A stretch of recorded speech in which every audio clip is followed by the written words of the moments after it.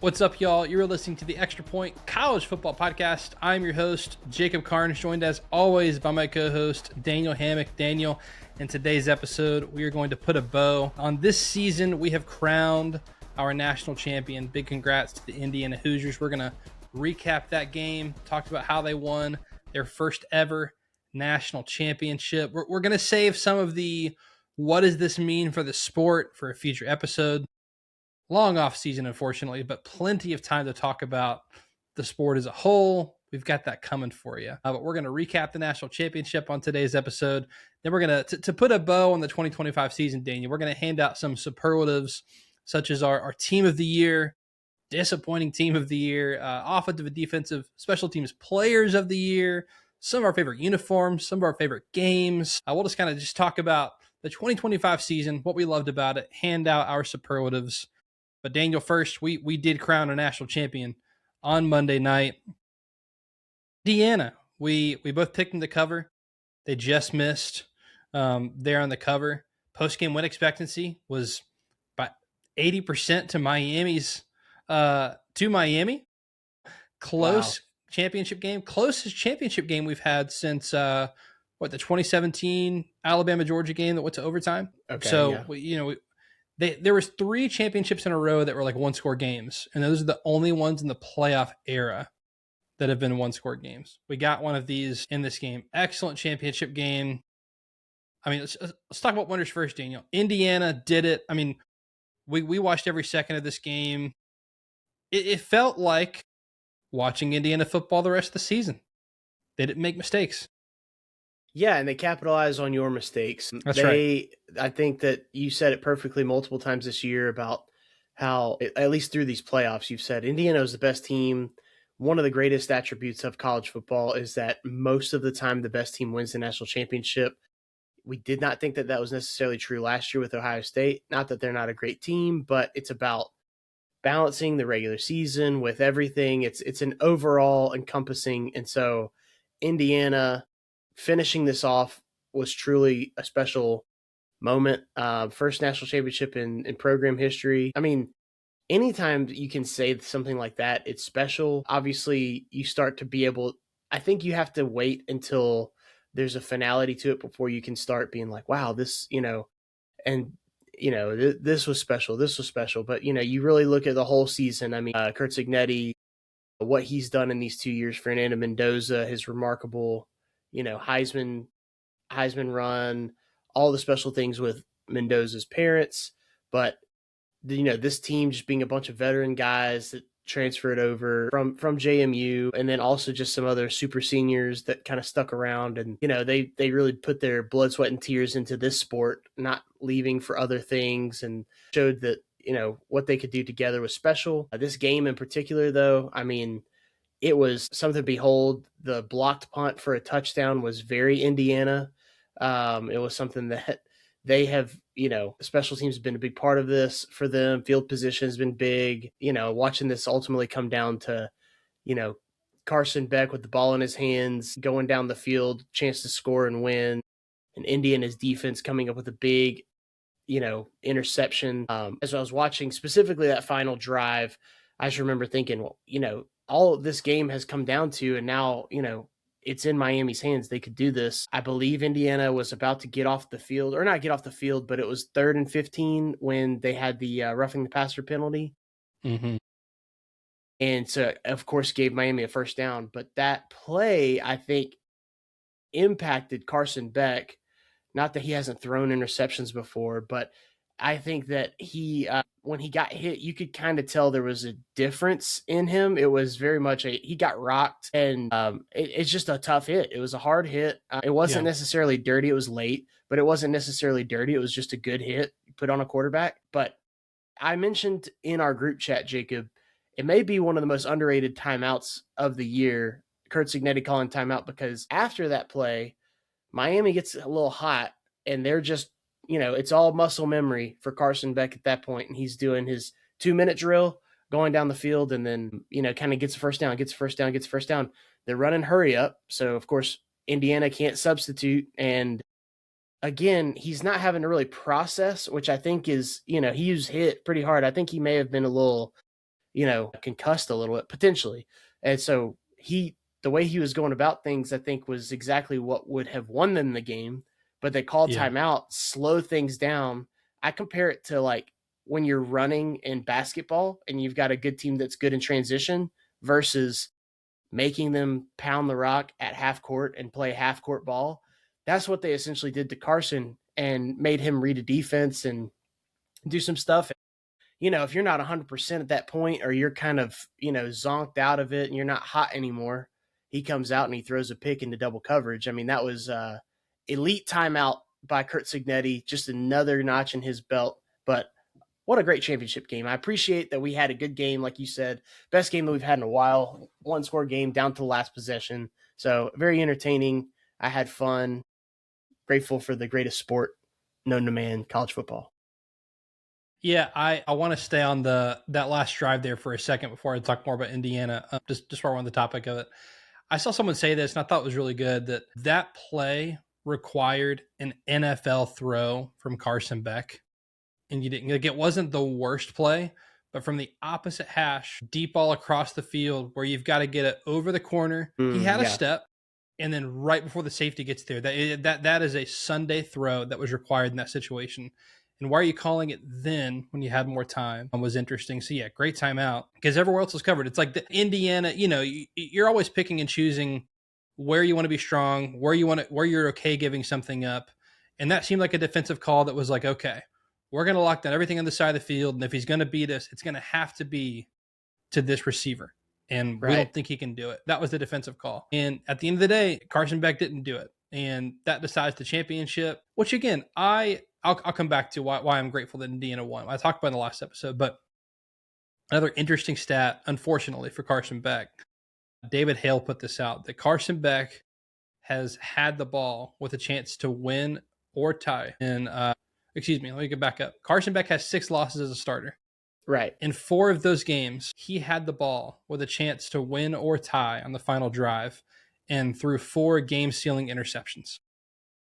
That's just, tale as old as time at this point. Yeah. It was in our group chat of this game only ends one way. It's with a Carson Beck game-sealing interception, and that's exactly what happened. Oh, brother. Indiana, why I'm really glad this happened. You mentioned it, Daniel. Indiana was the best team in college football this year, and now they get crowned the national champion. So for the sport, I'm very, very grateful that Indiana won because they are a deserving 16-0 best team all year. And if you simply just go, if you're someone who just ranks teams by the win-loss column, like the college football playoff committee, look, one team had 0 losses and no one else had less than 2. It was 2 or more for everybody else in college football this year. So yeah, this was a really special season for Indiana. Mendoza does what he did all year in this game. And that was Fernando Mendoza did not have to do too much in this game, nor did he have to do too much all season. I think he had one 300-yard game. Maybe he had no 300-yard games this year because, I have seen very few teams, Daniel, that play with the precision that Indiana played with this year. And you saw it in this game. And in a game that was decided on a blocked punt, like an interception, a fumble, a couple of coaching calls here and there. We got out coached in the national championship game. Mario Cristobal opting to kick a 50-yard field goal when he's down 10 instead of trying to put your offense out there and say, go get 2 yards. That's when you say, we're bigger than you. Go get 2 yards. Cristobal, again, in a game of margin where you had a chance to go win the game, with the ball, with the chance to go win the game, decisions like that matter in a game like this where you can it's the difference in having a championship and shutting up all the haters and not our calls like that. So to me, it was an encapsulation of both teams. Indiana played with precision. They had turnovers. They beat you in all 3 phases of the game. And if you want to say coaching, all 4 phases of the game. And Miami showed their ceiling, which was Miami is capable of winning a national championship, and they still have some ways to go. And I think that was Miami this year. Miami always had a championship ceiling, and they came up short in 3 games. Congrats to Indiana.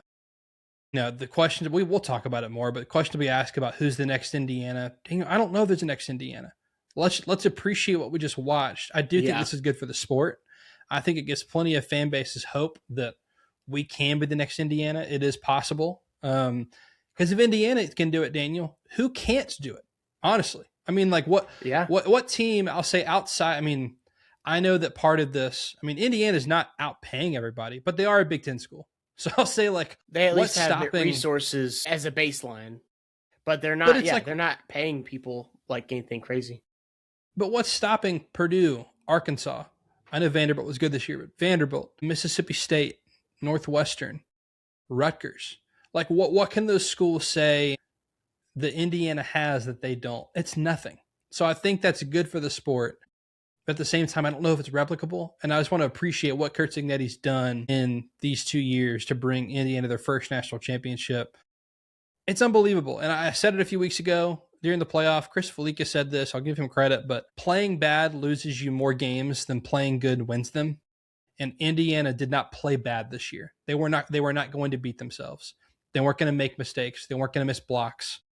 They weren't going to drop punts like punts get blocked. The level of precision was unbelievable this year. Shout out to the Hoosiers, man. Congrats. Largest living alumni base. Go enjoy it. You guys are the kings of college football.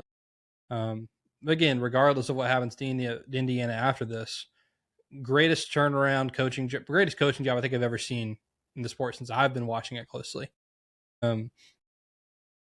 Coolest story I think I've seen in the sport since I've been watching it closely. So congrats to Indiana. Your national champion. Daniel, let's go to our 2025 superlatives. We're texting back and forth about these. Team of the year is what we'll start with. And our 2025 extra point team of the year is Indiana. And I told you, I said, it will be Indiana regardless of the result. Because I'm like, I don't care if they win or lose. I'm like, they've earned to me prior to the national championship game, best team in college football. So Indiana team of the year, we just talked about them, but what a special season. They were the story of college football this year. And I mean, what's crazy, Daniel, is maybe I'm wrong. I haven't looked at a lot of the draft stuff yet, but I don't think this is a team that's going to go have 13 draft picks this year, as far as I know. I think there's definitely NFL talent, but special team, they absolutely deserve team of the year, obviously, but we'll give it out anyway. Yeah, I mean, Cignetti even said on the podium, I believe, that, the whole was greater than the sum of its parts, and he even said that there's not going to be these draft picks and stuff. Now, Mendoza, of course, quarterback is the most important position, and I think that it not supersedes everything that they had going for it, but basically supercharged it, I'll say.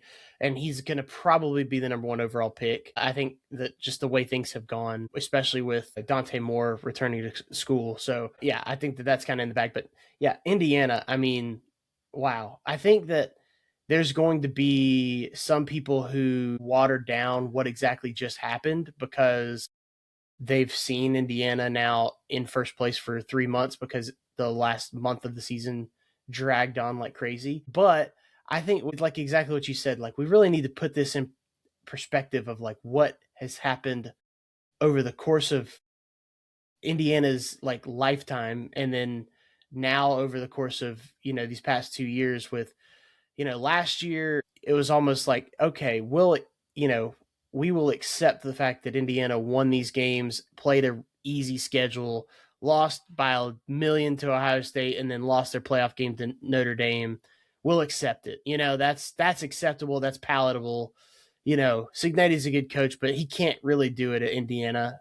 And then they really did it at Indiana this year. So I just, like you said, as far as turnarounds go, I mean, you can only think of like Saban level of turnaround. And it was like, obviously he's the greatest coach of all time. And it was still Alabama. And it was still Alabama. So it was going to a place that had resources and history. And he still, in his first year, lost to Louisiana Monroe, lost 6 games or 7 games, whatever it was.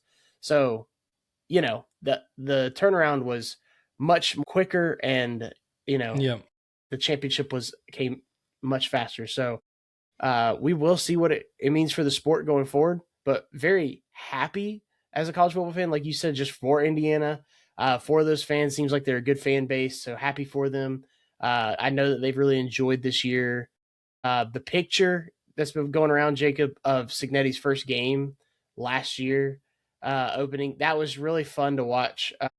And it's not an indictment on the fan base, by the way. For anyone who thinks it's an indictment on the fan base, you try being the most losingest, team in FBS history as far as Power 5 is concerned. So that was, they had nothing to cheer about yet. Now they do. This fan base is opened up. So I'm excited to see what this unlocks in the future for college football. Yeah, I think Cignetti's also ruined. How many fan bases are going to say, well, dude, Cignetti did it in Indiana, so why isn't our coach in year one going 11-1? Yeah, Hugh Freeze is toast at this point. He's done with, man. They are so many, like, Indiana is the answer to so many anomalies, and you can't use logic. I still can't believe that we're 2 days from the Natty. I watched it happen. They're 16-0. They're the champs, and I'm like, how in the world did Indiana win the national championship? The Cignetti, it's crazy. Is he holding a PlayStation controller? What happened here? Right, he's put on easy mode. It's like those things you see where people are like angry after a loss and they're like had to take some frustration out. Curt Cignetti was doing that in real football. Oh my goodness. But to like Oregon in the semifinals. Yeah. So goodness gracious. Yeah. Congrats to Indiana, our team of the year. Daniel, how about our surprise team of the year? So what's a team that maybe had mediocre or low expectations that blew us away for a surprise year? You're holding up an owl, Daniel. Hootie hoo. The Kennesaw State Owls, the Conference USA champs. Did they get snubbed from the playoff? Some are saying biggest playoff subs. Yeah. This Kennesaw State. How about them Owls, Daniel? Yeah, man. They lost to Michigan in the bowl game. I mean, it was Western Michigan, but still. They played like Michigan. Yeah. That was a tough game. But no, Kennesaw State, look, for all that we said about Indiana on the small scale, you think about Kennesaw State coming from what they've come from, not, just joining the FBS a couple years ago. Obviously, we're a Kennesaw State pod because, we're located in Kennesaw. We went to Kennesaw State. But that being said, I think Kennesaw State, that kind of turnaround that Jerry Mack did that quickly, winning 10 games and being a fun story, winning Conference USA, just definitely a fun story. So they did, give Indiana a game for like a drive or two in September. So never forget, Daniel, they were a couple plays away from being 10-2. You could argue refs stole the Wake Forest game from them. Almost went on the road and beat Wake Forest in week 1. Lost 9-10 in that one. And their quarterback was hurt for that game. Yeah.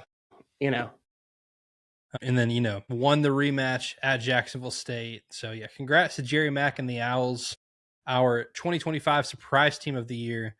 Let's go to the other side. Look, we try to be positive. Let's start with the good.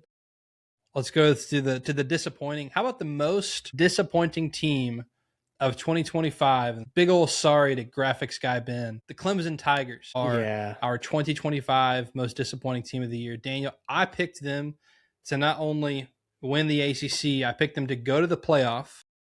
I also picked them to win a playoff game, I believe, against my better judgment. So is this me being bitter and angry? I mean, a little bit, if I'm being honest, but because I think I'm bitter because I was right on Clemson. And then I listened to everybody else tell me, no, this is the year. And I was like, you know what? Yeah. You know what? Yeah. I'm talking myself back into it right now on the podcast. They had the Indiana formula, Daniel. Their average age at Clemson was probably 22. I mean, this was like the veteran roster returning production. So I'm like, I was like, okay, I get why people are saying Clemson's been disappointing, but this is the Dabo way. Like, this is what he's been trying to say is, look, I'm not going to win it every year anymore. But every 3 or 4, I'm going to recruit good talent. Our OKGs, our kind of guys, they're going to stay here, develop. We've got a 5-star quarterback who's been with our OC for 3 years. Like, we've got a veteran defense that's full of 4 and 5 stars that are OKGs. I was like, okay, I see it. I get it. I'll go against my better judgment. So, yeah, for me and for you, I mean, this is our most disappointing team of the year. Look, it was between them or Penn State, and we respected the results of the, the vaunted bad boy mowers pinstripe bowl. So yeah, It's man, never not Clemson most fun to disappointing say, team by of the the year. way. That's I was like, if he doesn't mention this, I'm bringing it up. And I love that when we were texting Ben to say, hey, this is nothing Sorry. personal, but we did respect the results of the Bad Boy Mowers Pinstripe Bowl. That's true. Look, Penn State, they got next. They were so close to being the most disappointing team that they just finished that game. That's right. That was good. But yeah, no, I agree. And at Clemson, like you said, they had the Indiana formula, but they had actual, blue chip guys baked in. We didn't mention this with Indiana. I'll say it really quick. Actually, I'll just save it for our next one. How about that? I'll save it for our next. Yeah, save it. I know what you're going to say. Save it. Yeah. Okay. Clemson most disappointing team of the year. There's always next year. They right now have a top, what is it? They're 16th right now in the transfer portal rankings. So they're changing stuff at Clemson. That's a top 20 class in the transfer portal. So how about that? Which is crazy for Clemson. So here's to Clemson not being the most disappointing team for 2026. We're going to be hopeful. And then you can't be disappointing if your expectations have been lowered. That's right. Expect low and let them blow you away. I mean that in a kind way. Yeah. Okay. Coach of the year, Daniel. No surprises here. Curt Cignetti wins Coach of the Year. I feel like sometimes this award, they try to outthink the room. Like 2022, for example. It's like, well, I mean, Coach of the Year is Kirby Smart, but it almost becomes like most surprising coach. Yeah. Which coach were we not expecting a lot out of? And TCU made the Natty, so like it's gonna go to Sonny Dykes, and insert. There's countless examples of this, of like they went 9-3 when I expected them to go 3-9, and that becomes your Coach of the Year. It's like the LeBron award as far as MVP goes. Like he should have won. If you're truly going by who was the most valuable, he should have won 7 or 8 of them, but he only has 4, and it's like, well, they were giving it to this guy because this guy had a good year on a bad team that barely made the playoffs, and it's like, okay, all right. Still not think the room. Curt Cignetti was Coach of the Year this year. Let's just 16-0 at Indiana. I mean, unbelievable coaching job, Daniel. Indiana broke. I mean, again, we keep telling them the anomaly. We haven't talked about the big trend they broke, Daniel. What was it? Yeah, I thought you were about to say it. I was about to say it. We've all got, dude. He broke the blue chip ratio. It's officially done. It's over with. And this was the right team to do it. Yeah, it may not be toast. This may have been a true anomaly. But Curt Cignetti, a good reason to mention blue chip ratio right here is that it broke, and you need a Herculean effort from a coach like this who early indicators are he's that dude. So great job by him. His confidence, and it's not arrogance. I've really appreciated how confident he is without being disrespectful or anything like that. And he just seems like he loves ball. He coaches ball. He's not trying to do the Saban shtick. He's not trying to be anybody else but himself. And I have nothing but respect for someone who does that. So great on him. He's got a fun name to say. He's got a lot going for him. This was obvious this year, but yeah, breaking the blue chip ratio. I mean, Clemson could have been Indiana, like we said. They actually have the blue chips, but Indiana only having 7 4-star players on this roster, truly remarkable. No 5 stars. So, they just did it with a bunch of guys who been in the program, and, they had some transfers that have played elsewhere and really bet on themselves. So great job, Curt Cignetti. I'm looking here at the blue chip ratio stuff. I don't even see what Indiana's number was. Somebody will have to tell me, because I was looking at what minuscule. Bud would. It's 7 guys out of 85. So when he doesn't include transfers. So this is like what historically it's been. You have to recruit more 4 and 5 star. I mean, not that their transfer talent was 4 and 5 star either, to be completely honest. But yeah, it's more 4 and 5 stars out of high school than 2 and 3 stars. And I mean, he says in the article before the season this year, it's the question, will someone eventually bust the model? And he said, at some point, probably, ? A team with a high 40s blue chip ratio, a transcendent quarterback, and a lot of health luck will probably win it all. And his example was Oregon with Marcus Mariota in 2014. That was a high 40s team in the blue chip ratio. Heisman winning quarterback. They went and beat Florida State, lost to Ohio State in the title game. And he was like, who might it be this season? Like teams that fit that category would have been Ole Miss, South Carolina, Louisville, Utah. And so Indiana doesn't touch the blue chip ratio. I mean, a true anomaly. They did get the transcendent quarterback play. They did get a lot of health luck this year. A true anomaly. Curt Cignetti, coach of the year. How about offensive player of the year, Daniel? We're again going to not outthink the room here. It's Fernando Mendoza. He had probably his biggest Heisman moment after he won the Heisman in the national championship game.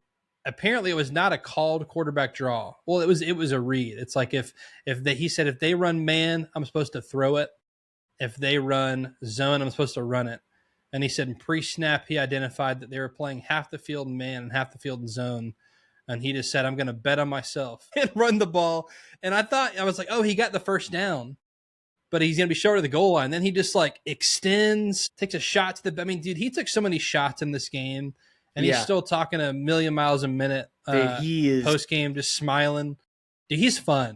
He is so fun. He's pure too. It's like a true easy to root for. It's really, and so it was so funny listening to him with Scott Van Pelt after the game. Jacob, he was talking. Scott Van Pelt was teeing up a question about how Tim Tebow has been a mentor for him. Yeah, and Mr. Tebow. He kept calling him Mr. Tebow. He says, Mr. Tebow, Mr. Tebow told me this, and he has this great, and he's like, you could call him Tim. He's like, oh yeah, okay, Tim. And Tim. it's just so funny. And then seeing that's so funny. I almost said Mr. Tebow just then.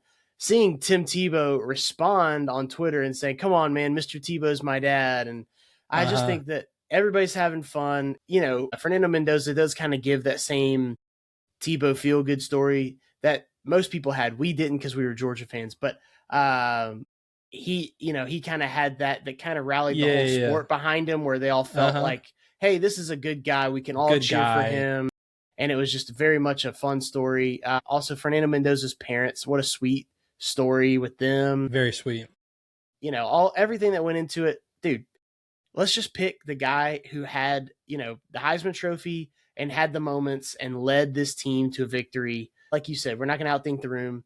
That play was insane. Up until that play, we were like, oh yeah, his Heisman moment was maybe against Penn State or whatever. This one, I mean, is that one on steroids, man, for everything, put them in position to win this game and take that lead, man. That was awesome. So cool for your best players to be making the best plays at the end of the game. Elite. Yeah, we're not going to outthink the room. Fernando Mendoza, Heisman winner, Offensive Player of the Year. How about Defensive Player of the Year? And I promise we did not just go who played in the Natty. But Daniel, the most impressive defensive player that I watched this year was Ruben Bain. And watching him play that, we're calling it edge now, this modern defensive position, because he does both sides so well. I think we've had some really elite run edge talent, almost like the more defensive end style from back in the day. Then we've seen great pass rushing talent, more like the traditional outside linebacker pass rusher. I think we've seen both. I was texting my buddy Sam about this. I don't know the last one I saw. He said, when was the last time we watched the most elite edge player in the country play for a national championship? Yeah. And I was like, I mean, Trayvon Walker, but I mean, even Georgia fans would have been like, oh, he's like the 5th or 6th player on defense that we'd mentioned in number 1 overall draft pick. Cause I was like, I don't know, Nolan Smith. I went all the way back to, cause again, Nolan Smith, I'd say is more of that traditional D end, great run edge. Right. But Kayla Von Chason was the first edge taken from that 2019 LSU team. But I don't think that he was that year, all year we're like, oh my gosh, this edge. Yeah, there wasn't. I said Will Anderson. And Will Anderson, that wasn't even his best year when he played in the Natty. Anyway, it's been a while since we've had this no doubt unbelievable edge talent make it to this final game and get to play on the biggest stage. And he was special in this national championship, man. I mean, if Miami would have won that game, we'd be talking about the performance that Ruben Bain had. He had an unbelievable year this year. His size, speed, bend, the way he sheds blockers, the way he can rush the passer and also stay edge disciplined against he is special. I cannot wait to see what NFL team gets him. I wish the Falcons would draft him. He will be long gone for the team without a draft pick. Or without a draft pick in the first round. Yeah, Ruben Bain, man, is our defensive player of the year. Just a special season for a special player. Yeah, it's one of these where he almost is the flagship for the entire Miami defensive line. Like, they were all great. Ruben Bain was obviously the guy that was the main, Yeah. I think, honestly, it may be since, as far as just kind of a consensus, as far as across college football, saying, if you asked everybody who's the best defensive end or who's the best pass rusher, it may have been, as far as, just notoriety, like Jadeveon Clowney. That's how long it's been, I feel like, since there's been like a consensus where everybody's like, oh, that's the guy. And, 9.5 sacks this year, some people look at that and say, oh, it's kind of pedestrian. Shouldn't he have like double digits? I say pedestrian kind of tongue in cheek there, of course, but I think, he affected so many games, and Miami's best unit all year was their defensive line. So it's like led by him, and it's just a fierce unit altogether. So, good on him for how well he's played all year. Interception, of course, fumble recovery, all that stuff. He's going to make a lot of money in the NFL. But just like you said, as far as that being the guy that's a bull rusher and a speed rusher, like I wouldn't even put, Will Anderson in that category. I know you were talking specifically about being in national championship, but thinking about those guys, it is like Jadeveon Clowney-esque, where it's like a guy that's just a freak, that's big, that's like his presence is known when you're on the field. And I think that's exactly who he is. So fun year for him. Kind of everybody got to discover him early in the year as far as nationally, and then just kind of rode the wave with him the whole way. I'll add one more as far as a little more recent than Clowney. Myles Garrett. Is that fair? I mean, first overall pick, obviously he was very good. But it's funny because he's been even better in the NFL, where then he was one of those guys. Like Jadeveon Clowney, you could argue, was better in college than the NFL. Yes, right. So hopefully for his sake, he's like Myles Garrett, because then he'll be better at the next level. So Daniel, we are a true college football podcast, which means we love and understand the game. So we don't stop at offense and defense, Daniel. There are 3 phases of the game. Special teams is a part of football. So we're going to award our special teams player of the year. And Daniel, it would be way too easy to just name a returner.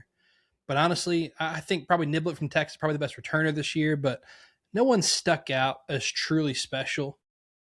But we love punting. We're going to award it to a punter, the Ray Guy winner, Brett Thorson from Georgia.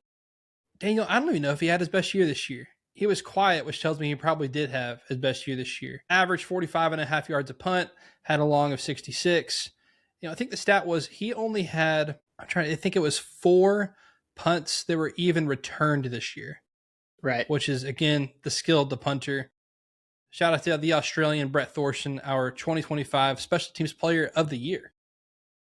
Yeah, so looking at all of his career stats, if you go by net yardage, last year was his best year, 2024. Also, just his overall average last year was probably his best year. But yeah, I think if you encompass everything, I mean, it's funny because last year he gets injured at the end of the year. You're kind of questioning, is he even going to be able to come back? It's his plant foot.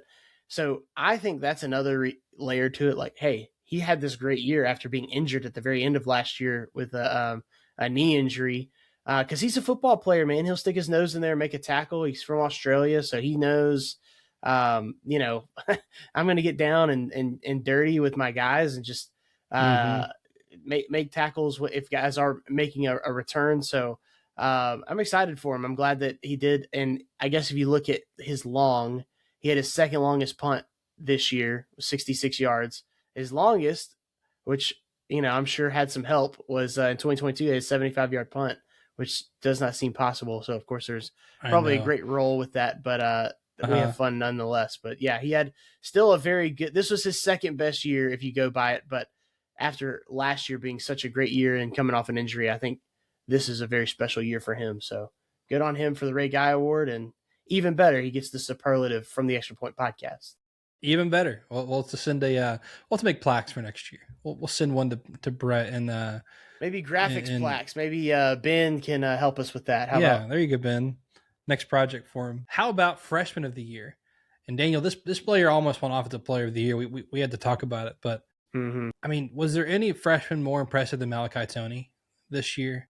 And again, not only the fact that they made it to the national championship, but Daniel, early on in the season, I mean, opening game against Notre Dame, it's like, oh my gosh, like, and apparently the Miami staff just could not sing his praises enough. You know, he did everything. Miami's offense ran through him. You knew he was getting the ball. He still ends with 1,200 yards, 11.1 yards per reception, 109 receptions, 10 touchdowns. He was just special with the ball in his hand. He ran the ball too. In my opinion, just the freshman that stuck out the most easily in the country this year was Malachi Toney. Yeah, I know we're going up and down this national championship game with all these guys, but there's a reason they made it this far. Malachi Toney, I think, was a surprise to Miami. And the way that he kind of blew up, I mean, I was joking. He is what everybody thought Ryan Williams was. You know, he's like the impact that Jeremiah Smith was to Ohio State. Malachi Toney doing everything for them, for Miami. Has a rushing touchdown as well. I know you mentioned he ran the ball.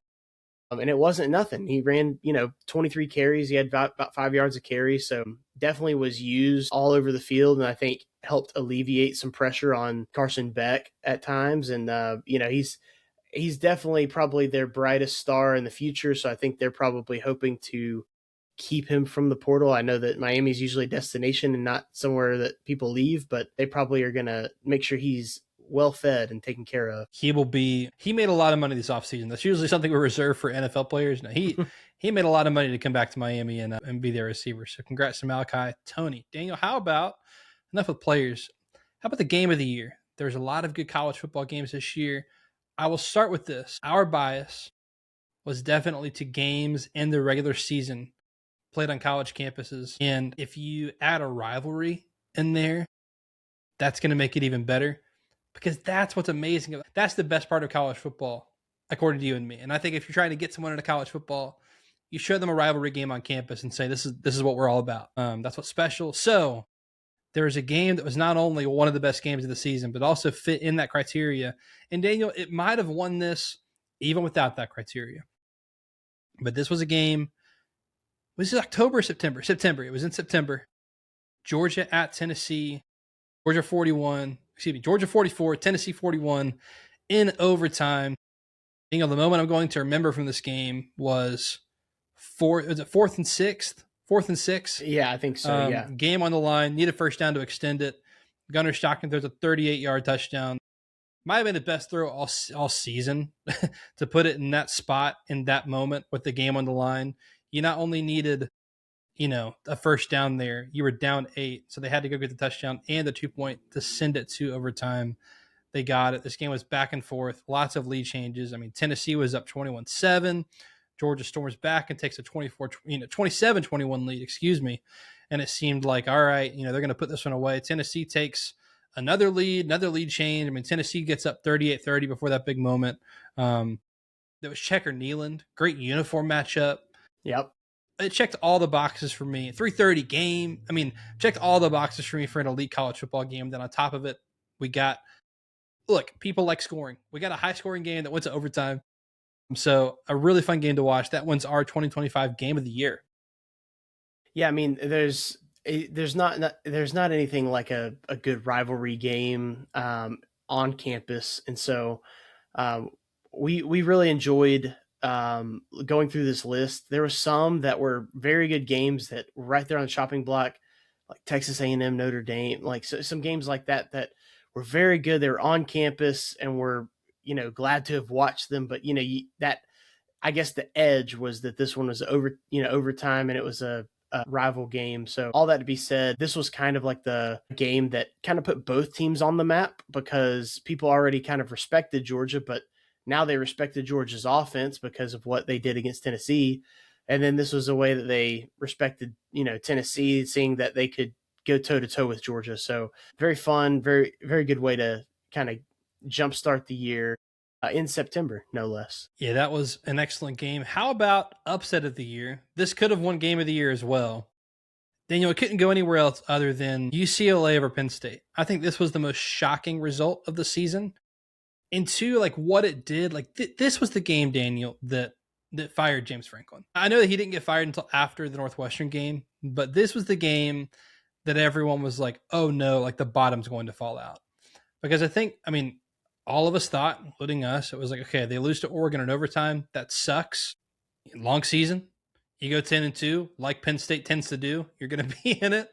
Yes, right. You got to go on the road to Ohio State. But even with that, it's like, okay, same old Penn State, I guess. They go to the playoff at 10-2, lose to Oregon and Ohio State. But we're sitting here watching it, and I mean, I think it was 24-7 at some point, and it's like, oh, and I think it was 27-7. And then Penn State comes back, it's 27-21, and it's like, okay, Penn State, you know, you get down from last week, you wake up, you had to go across the country, they're awake now, they're going to come take it, and then boom, 34-7. UCLA goes, or 34-21, excuse me, where it was like Penn State kept getting close, and then UCLA just kept putting it within 2 scores. You know, the stuff with Neuheisel was cool with Rick in the studio watching it, and I think everyone thought that that he was their head coach for most of the season when he was just their offensive coordinator. Yeah. But yeah, that was definitely the result of the year that shook me the most. So upset of the year. Yeah, completely agree. Obviously, we agreed before we did all this, but this is the game that broke college football this year. Like you were alluding to it, but this is the one that not only Penn State, but it just kind of it started the process. James Franklin gets fired, other guys are getting fired, you know, and then just it started that tumultuous, like people are churning towards, you know, when this college football season is going to end and what, you know, who's going to do what and who's coaching where. And, you know, it kind of started the off-season conversation in September, or whenever this game was, October. But yeah, like you said, Jerry Neuheisel was like the well, he got promoted to play caller in this game. And I feel like they just had a Jerry cam the whole time. Obviously, it was CBS, so it had, or I think it was CBS, was it not? I think you're right. Or CBS Sports Network, whatever it was. But Rick Neuheisel, who works for CBS, was constantly on, you know, they were gutting to him, and he was emotional, and great moment for obviously him being former UCLA coach, obviously dad of Jerry Neuheisel. And then they just had a camera on him the whole time, and everybody's like, who's this guy with the blonde hair with the play sheet just, you know, dicing up James Franklin's defense. So very fun. And yeah, this game broke college football, broke the internet, but it has to be mentioned. We had to find a way to talk about this game if we're giving superlatives for the year. Yeah. I mean, that was unbelievable upset. Again, the one that stuck with us the most and shook college football. How about play of the year? It's going to involve, fortunately, one of these same teams. Penn State, Indiana. If you watch this game, you know where we're going. Daniel, one toe tap that potentially saved, it definitely saved their perfect season. Mm-hmm. But Daniel had Omar Cooper Jr. not caught this ball on 4th down, the toe tap, go-ahead touchdown against Penn State. Indiana doesn't even make the Big Ten championship. Oregon would have gone ahead of them. No, that's not true because they beat Oregon. That's not true. I had in my head they would have still made it. But perfect season ruined. Who knows how the season ends up if they have this loss. And now we'll forever sitting here wondering what will it take to beat Indiana this year. We'll never know. They didn't lose. And this was the play that saved their season. I mean, I haven't seen a catch like this in a long time in college football. It was unbelievable. Yeah, just a great play. You know, for it to have the ramifications that it did at the time, it was a great play. There's not much else to be said. You know, you're an inch away from losing the game, essentially, whether he catches it, gets his foot in, or if anything goes wrong on that play, you don't get it. So it's just kind of a culmination of really the only close game that they had, or the only game this season where it felt like this is the one they're going to lose. Every other game, I felt like they were in complete control the whole time. This one felt like they're going to lose this game, and they took it back. It was their game. It was their game after that. All right, a couple fun ones, Daniel. We like to talk about uniforms. Again, one of my favorite things about college football. I'm glad that you've been able to share in that with me. Again, it's one of the things we've always loved, but we've never brought into the podcast, and we feel like most fans are like us, and that, yeah, you look like uniforms, just something you talk about. It's unique with football because you've got a helmet, jersey, and pants.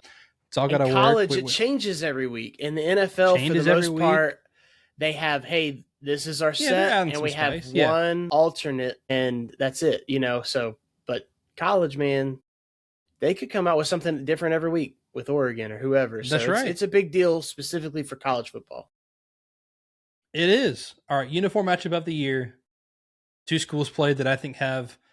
I'm going to have to do this in the offseason, Daniel, but I think these two schools have a top 5 closet in the country. But USC versus Michigan. I mean, it's a helmet game. You got red and blue. And you know me, Daniel. Michigan needs to wear mace pants. That's a rule of mine. There are a few exceptions where they can wear blue pants on the road. This is one of them because USC has gold pants. So again, for a great uniform matchup, yes, you need 2 great uniforms, but also contrast. And we've also talked about how the color of the grass matters. So like when you're watching on TV, how the stadium looks matters. Sometimes what network it's on matters as far as like how the cameras look. But this game was perfect. Michigan wore their blue pants to contrast the gold pants of USC. You've got the winged helmet. You've got the Trojan on the side of USC helmet with the gray face mask. 2 elite college football uniforms. Not a great game, but an incredible uniform matchup. This won the uniform matchup of the week for, was this week 7? And I kept tracking. Maybe it was week 11. Anyway, I kept tracking throughout the season, and that became our number 1 for the entire season, Daniel, is USC versus Michigan, the 2025 winner of the uniform matchup of the year. Yeah, I'm glad that, one of these things, I'm glad that this game was a blowout in the sense that it could really highlight that you weren't picking this because the game was good and you were just like hanging on every moment, and like that's why the uniforms really stood out to you. It's like, no. The game ended up being a blowout. It did not matter. There was a 31-13 or whatever, but these uniforms look perfect. So I agree. We're both purists as far as that's concerned. And so it's nice to get, for a couple of teams that have been doing it right for a long time. And like you said, Michigan didn't screw it up. They had the right pants on for the matchup. It looked great. We got to end with a funny one. Worst uniform of the year goes to every team that wore a blackout uniform. Then black's not a part of their school colors. No, that should have won it though. Other nominees include Michigan wearing all blue, Notre Dame wearing white pants. But I mean, the real winner, if we're just talking about, you see it and you're like, look, I'm not trying to pick out a G5 school here, but shout out to the UTEP Miners. Dude, their week 4, if you're on YouTube, it's on screen now. But if you're not and you're on podcast, look this up when you get home. Their week 4 uniform was I'm looking at their post, like, for our heroes. It's just terrible. Daniel, let me tell you something. If you look, we love the troops. You know what I mean? Patriotic. Dude, we support the troops. Let me tell you something. If I were the troops and this is how you're supporting me, please don't support me. You know what I mean? They just these camo and puke orange uniforms. It's just, and it's like light camo with white numbers. Oh, it's so bad. Good.